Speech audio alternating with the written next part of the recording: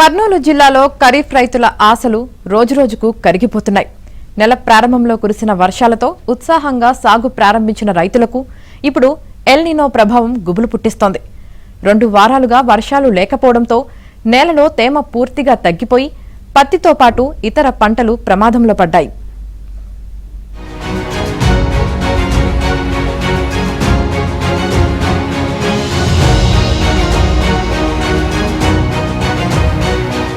June తొలి 10 రోజుల్లో కురిసిన వర్షాలతో జిల్లాలో ఖరీఫ్ సాగు జోరందుకుంది.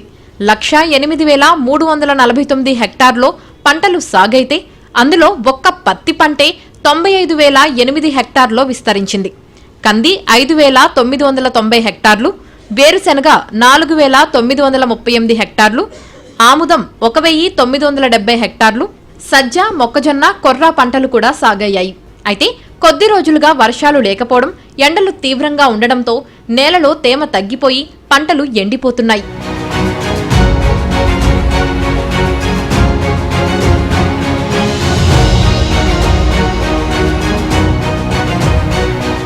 పత్తి సాగుకు కనీసం 75 మిల్లీమీటర్ల వర్షపాతం అవసరం.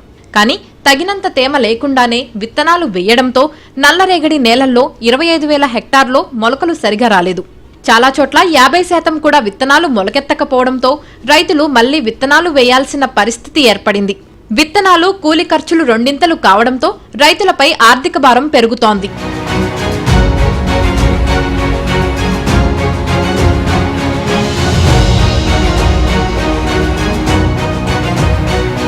ఎల్ నినో ప్రభావంతో వర్షాభావ పరిస్థితులు కొనసాగుతాయని వాతావరణ శాఖ హెచ్చరిస్తోంది.